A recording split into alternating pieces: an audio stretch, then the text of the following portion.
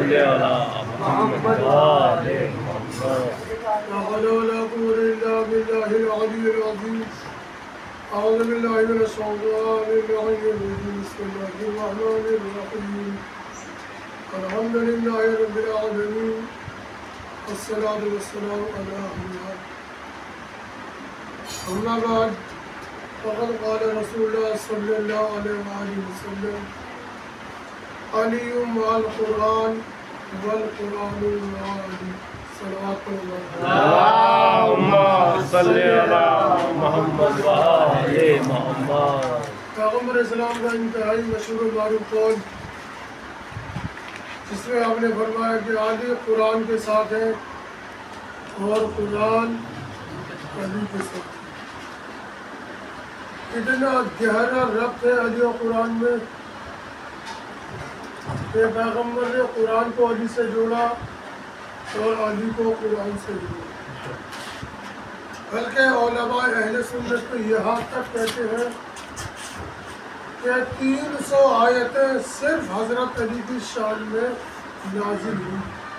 کون کہتے ہیں؟ علماء اہل سنت. علماء شیعہ کا تو خیر کہنے کچھ نہیں، ہمارا تو کہنا ہی یہ ہے کہ قرآن کلام الہی تو ہے لیکن اہل بیت کا فضائل کا کھاٹے مارتا ہوا سمندر بھی ہے. اہل بیت کی عظمت کو سمجھنا ہے تو قرآن سے سمجھیے، اور قرآن کو سمجھنا ہے تو اہل بیت سے سمجھیے. جس گھر میں قرآن کی تلاوت نہیں ہوتی ہے اس گھر سے خیر و برکت اڑ جاتی ہے. وہاں کیا ہوتا ہے؟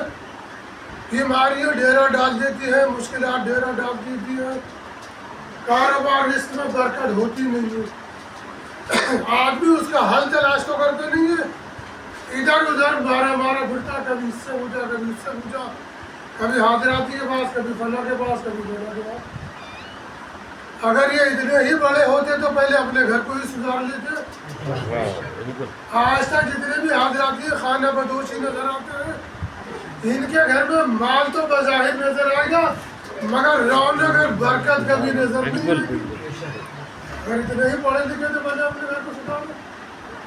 لہٰذا ہم نے جو مشکلات مول لی ہے اس کا نتیجہ ہی ہے کہ ہم نے قرآن کو چھوڑ دیا. قرآن کو کیا کیا؟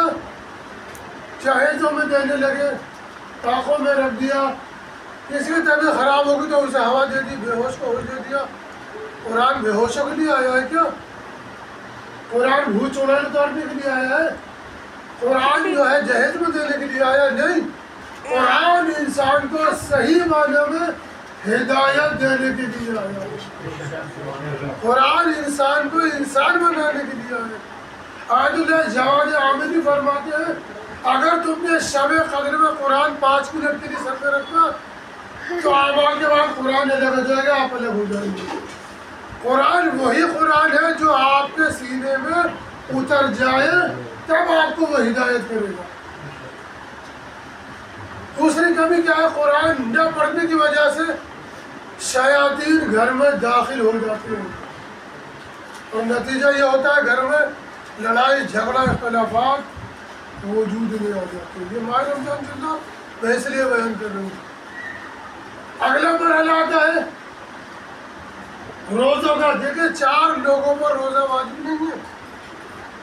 ایک وہ بزرگ جو بڑھاپے کی وجہ سے روزہ رکھنے کی طاقت نہیں رکھتا، اس پر روزہ واجب نہیں ہے لیکن 3 پاؤں گیہوں ہر روزے کے بدلے دے گا. ایک ایسا انسان جس کو ایسی بیماری ہے جو پیاس کو برداشت نہیں کر سکتا، اس کو روک لو نا. صلوات پڑھیں.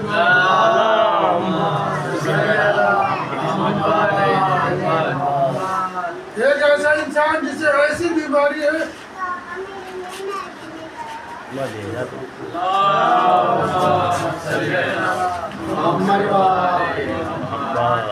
جسے ایسی بیماری ہے کہ پیاس برداشت نہیں ہو سکتی، شام تک پیاسا نہیں رہ سکتا. اگر رہے گا تو بیماری سے تکلیف کا سامنا ہوگا، بڑی مشکلات کا سامنا ہوگا جو ناقابل برداشت ہو۔ تو ایسے انسان روزہ نہیں رکھے گا، لیکن ہر روزے کے بدلے 3 پاؤ گیہوں دینا ہوگا۔ تیسرا وہ انسان، وہ عورت جس کے یہاں ولادت قریب ہو، روزہ رکھنے کی صورت میں اس کو یا بچے کو نقصان ہو تو روزہ نہیں رکھے گی اور اس کے بدلے میں 3 پاؤ گیہوں دینا ہوگا، لیکن بعد میں قضا بھی کرنی ہوگی۔ چوتھے وہ عورت جو بچے کو دودھ پلاتی ہے، اگر بچے کا دودھ ڈبے کے ذریعے، پاؤڈر کے ذریعے، کسی اور کے ذریعے ممکن ہے تو روزہ رکھنا واجب ہوگا، لیکن کوئی راستہ نہیں ہے اور دودھ پلانا ہی ہے تو دودھ پلانے کی صورت میں بچے یا ماں کو نقصان ہو تو روزہ واجب نہیں ہے، بعد میں قضا ہوگی، کرنا ہوگی اور 3 پاؤ گیہوں دینا ہوگا۔ یہ 4 افراد ہیں، لیکن مسئلہ یہ کہ فدیہ دے کب؟ رمضان کے شروع میں، رمضان ہونے کے بعد نہیں، نہ تو رمضان میں فدیہ دینا نہ رمضان کے بعد۔ فدیہ جب دینا ہوگا جب اگلا ماہ رمضان شروع ہو جائے۔ یہ ذہن میں رکھیں، بہت سے لوگ جذباتی کرتے ہیں، پہلے نہیں کہتے، اگلا رمضان جب شروع ہو جائے تب جا کے اسے فطرہ فدیہ دینا ہوگا۔ تو یہ باریکیاں ہیں، ان پہ دھیان دیں اور قرآن کی طرف بھرپور توجہ فرمائیں۔ پیغمبر نے کیا کہا؟ علی مع القرآن والقرآن مع علی۔ علی کی مثال پوری امت میں ایسے ہی ہے جیسے پورے قرآن میں سورہ قل هو اللہ کی مثال۔ پورا قرآن ایک طرف، سورہ توحید ایک طرف، اس لیے کہ جب آپ ایک مرتبہ سورہ توحید پڑھیں گے تو 1/3 قرآن کا ثواب ملے گا۔ اسی طریقے سے جب علی کی محبت آپ کے دل میں ہوگی تو آپ کا 1/3 ایمان مکمل ہو رہا ہے۔ جب آپ 2/3 قرآن میں 2 مرتبہ سورہ اخلاص پڑھیں گے تو 2/3 قرآن کا ثواب۔ جب علی کی محبت دل سے نکل کے آپ کے اعضاء و جوارح میں ظاہر ہونے لگے تو سمجھ لینا آپ کا 2/3 ایمان مکمل ہو رہا ہے۔ تیسرا مرحلہ، اگر آپ نے 3 مرتبہ قل هو اللہ پڑھی، ایسے ہے جیسے پورا قرآن کا تلاوت کی۔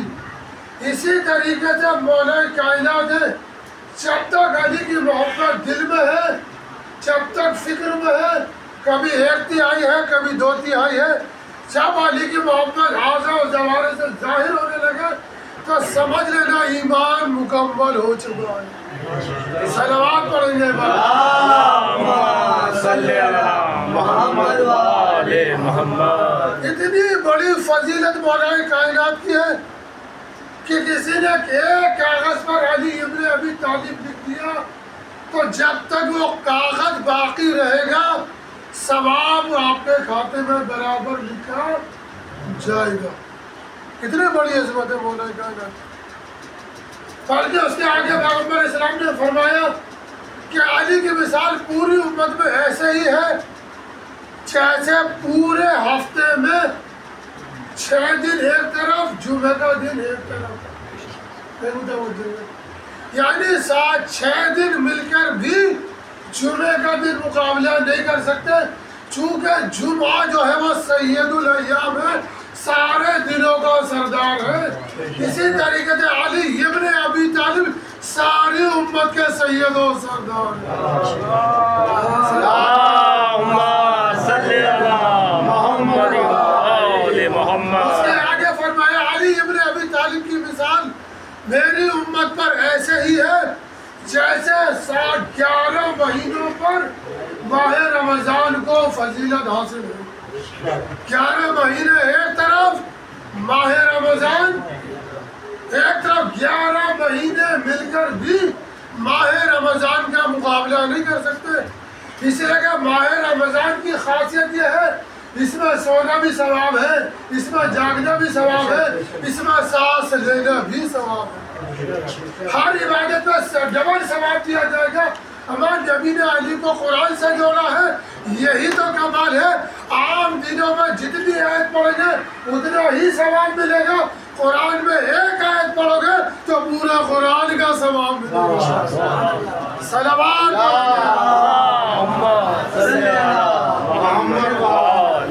تو 11 مہینے مل کر بھی ماہ رمضان کا مقابلہ نہیں کر سکتے۔ اسی طریقے سے پوری امت میں کوئی علی ابن ابی طالب کا مقابلہ نہیں کر سکتا۔ اس نے آگے فرمایا علی کی مثال پوری امت پر ایسے ہی ہے جیسے پورے سال کی راتوں پر شب قدر کو فضیلت حاصل ہے۔ 365 راتوں میں جو مقام شب قدر کا ہے وہ کسی دوسری رات میں نہیں ہے۔ قرآن نے کیا کہا؟ لیلۃ القدر خیر من الف شہر۔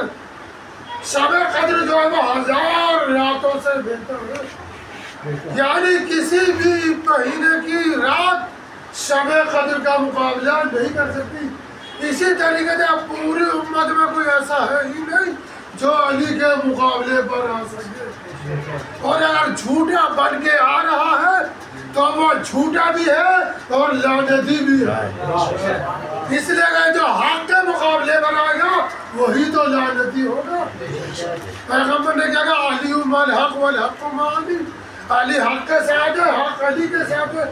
اگر ساری کائنات ایک راستے پر ہو اور علی ایک راستے پر ہو تو سمجھ لینا ساری امت غلط راستے پر چل رہی ہے، علی حق کے راستے پر چل رہی ہے۔ صلوات پڑھیں گے سلام پڑھنے والا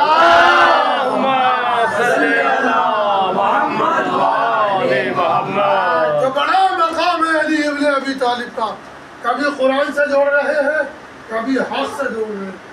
کہنا تو یہ چاہیے تھا کہ جدھر حق موڑے علی کو ادھر موڑ دیا، لیکن نہیں، اللہم اذن الحق حیث ما جاء پروردگار، جدھر جدھر علی مڑ جائے ادھر ادھر حق کو موڑ دینا۔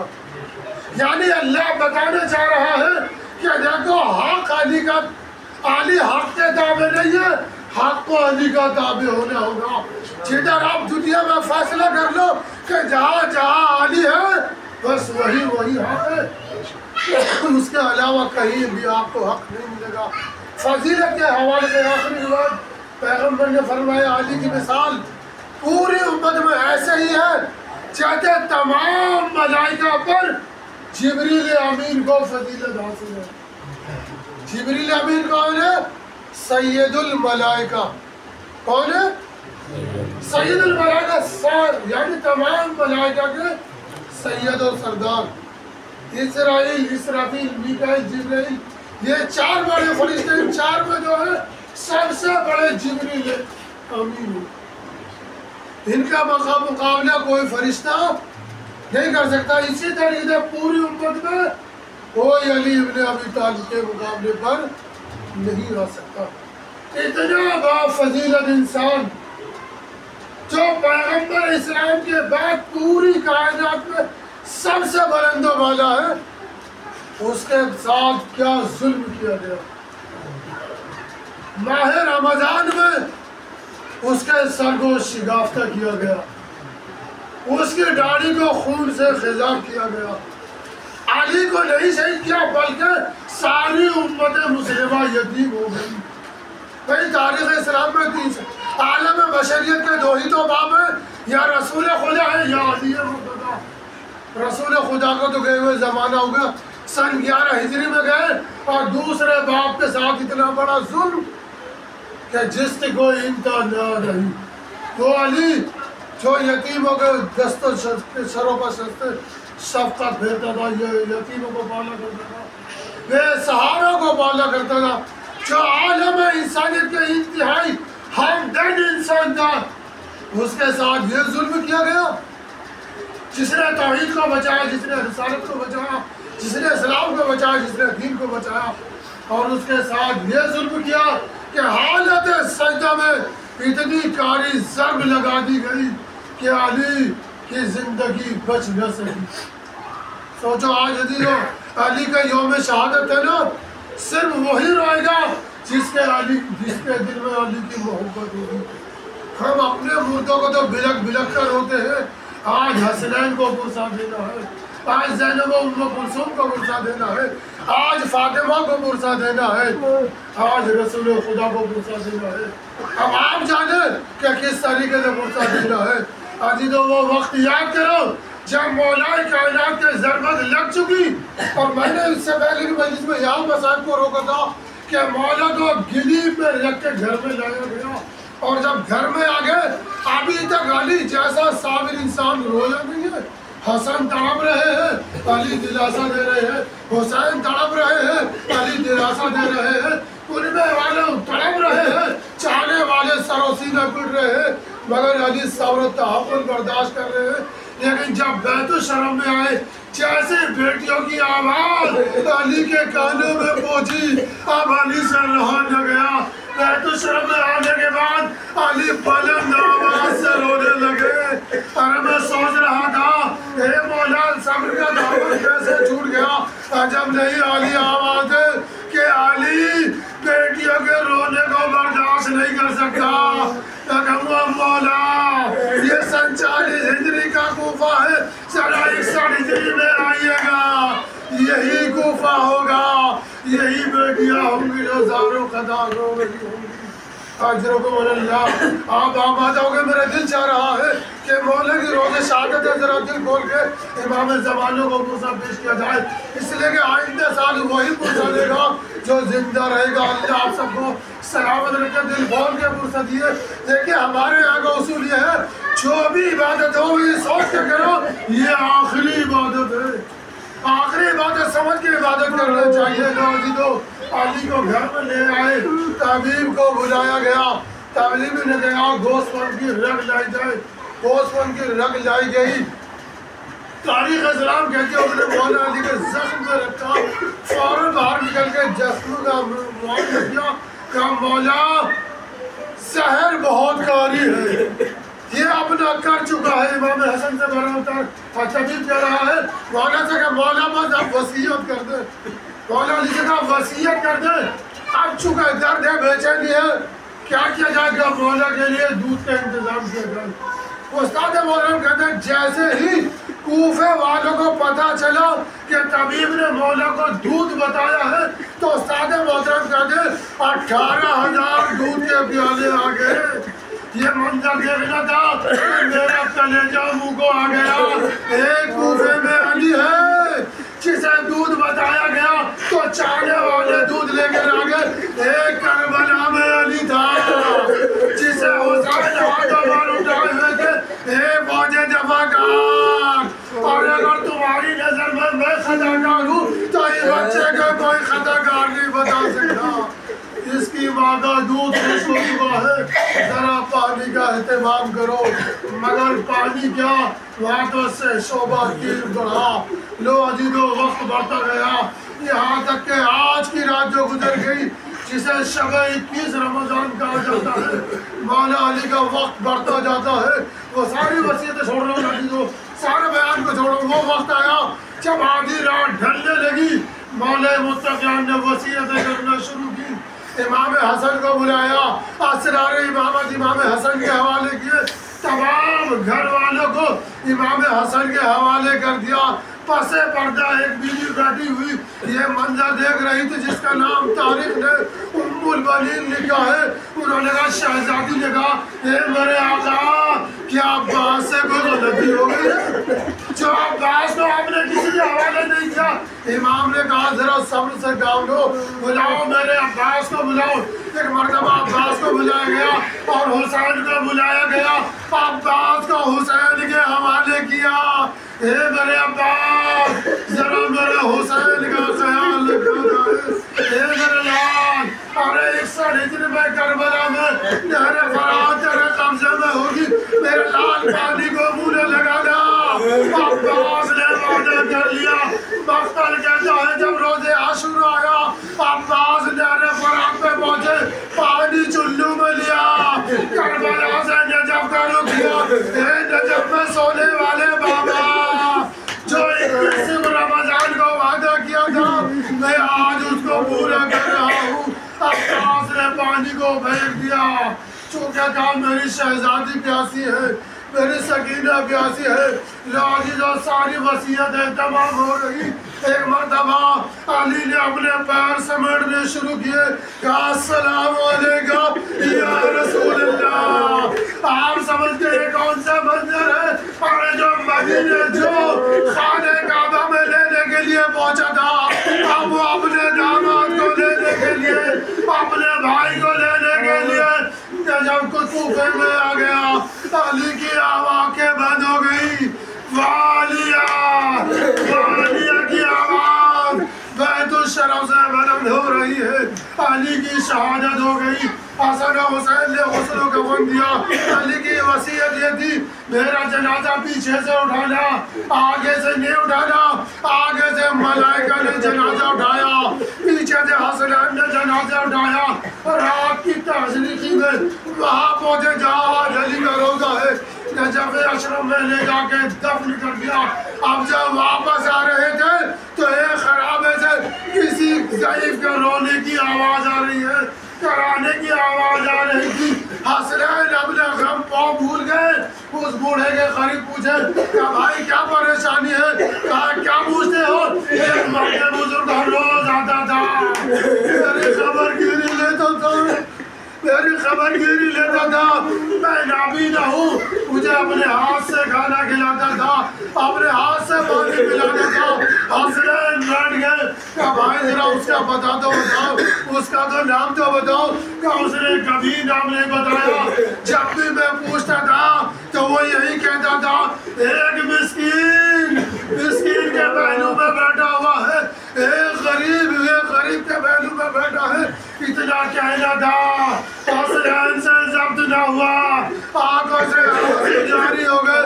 کہے بھائی ارے وہ ہمارے بابا امیر المومنین تھے، جنہیں 19 رمضان کو ضربت لگائی گئی، آج ان کا شہادت ہو گئی، ہم انہی کے جنازے کو دفن کر کے آ رہے ہیں۔ وہ زار و قدار رونے لگا۔ اس نے کہا اب میں علی کے بعد ٹھیک ہے کیا کروں گا، لہذا شہزادوں مجھے اپنے بابا کی قبر پر لے کر آؤ۔ حسنین لے کر آئے، وہ علی کا غم برداشت نہ کر سکا، روتے روتے دنیا سے رخصت ہو گیا۔ انا للہ و انا الیہ راجعون۔